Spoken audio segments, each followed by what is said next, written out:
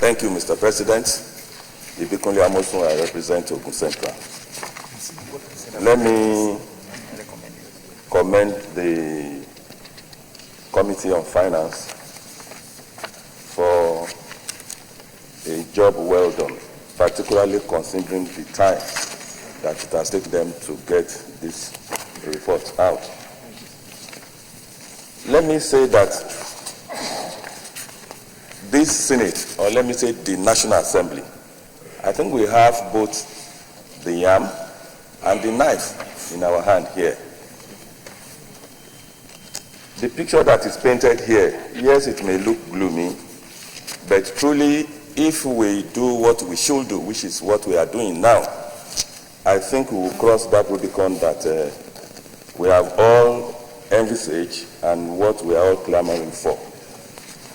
When you look at all the numbers, you will discover that they negate all accounting postulates. And unfortunately, when you look at the cost, the expenditure side, you will discover that once it is probably 1 billion this year or 1 trillion this year, it will keep increasing. Whereas the revenue side will be decreasing. So you ask yourself, why is it that on the expenditure side, the thing keeps increasing? And on the revenue side, we should accommodate all the shorts coming from the expenditure side, they will be decreasing. Then there's a problem. Because if you look from 30 down all of those indices, you will see that our revenue was going down. And I know that if you look at the corresponding expenditure, you will discover that they are going up. I listened to Senator Susan saying that our debt profile is on the increase, or it's probably rising. Yes, I agree. But debt on its own is not the problem. One, if you look at even our debt and GDP ratio, even what you said, 19 going to 25, I don't think it's bad in itself. No, it is not. It is not. Indeed, having deficit budget is not a bad thing in itself. If you look at states in Nigeria today, the state that is most indebted is Lagos State. Yes, but equally the state that generates more than anybody else is Lagos State. So clearly what one should do is to make sure that, yes, as you are now going ahead and increasing your expenditure, you must now increase in maybe 2, 3, 4-fold your revenue, which is what is lacking as a nation, which is what we are doing. And I'm happy that this is not praising this administration, but we must say it. Just this morning, there was a motion on pirate attack, and I heard that for 17 years, the Port Harcourt to Bonny bridge, it's been left there undone. Indeed, in 2003, we went to Bonny from Port Harcourt. I couldn't come back. I have to get a chopper to take me back from Bonny back to Port Harcourt. And people live there every day. The enabler of any development of any economy is infrastructure. So I am happy that for once we are facing this infrastructure squarely. If you look at today, you will see that the second Niger bridge is receiving attention. The Bonny bridge that she's talking about is receiving attention. Yes, we are saying that, yes, we need to probably increase the funding, but where will the funding come from if we do not increase the revenue that we are generating? I realize that we have about 1.7 trillion. With what we saw in this report, custom is generating even more than what they budgeted for. So clearly we made some savings there. That savings will reduce whatever shortfall that we have.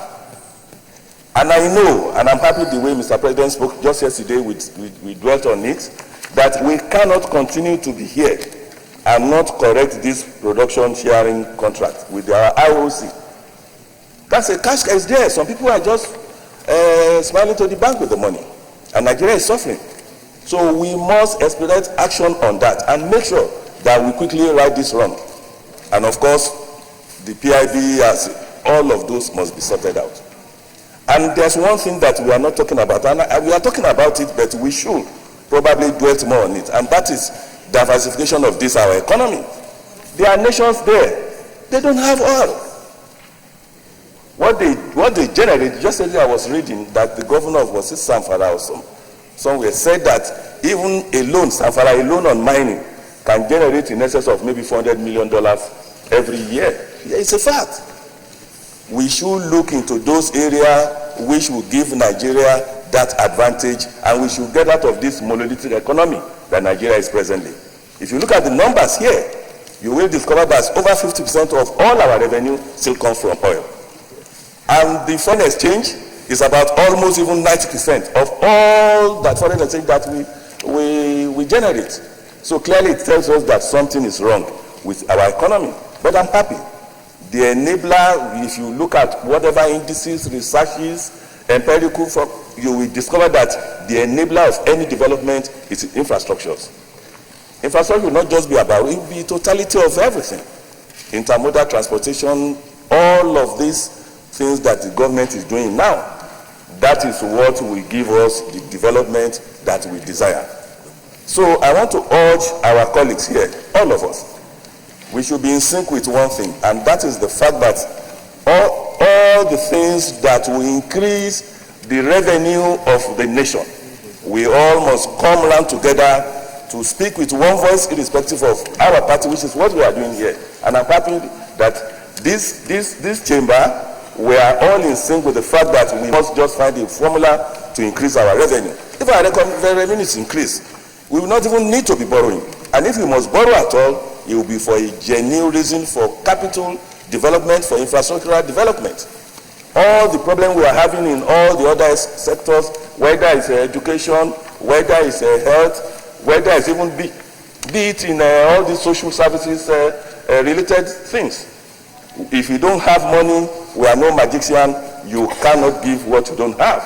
If the government doesn't have money that they will use to spend, that they will need to spend on all these sectors, then we'll just be chasing shadow and be saying the same thing. I am happy for one thing. When I look at this report, I realize that, of course, this committee has beamed their searchlight on all the MDAs that are generating revenue agencies, which is very good. We must not limit it to just saying, NNPC. No. We must ask ourselves, why is our mining sector not working? Why is our agricultural sector not working? And these are areas where, aside from what we generate, it will create huge employment. It will reduce, by extension, all the security implications that were negative implications that is happening throughout the length and breadth of this Nigeria. So, Mr. President, in supporting this, I am an incredible optimist, and I believe that Nigeria will be great. We are already on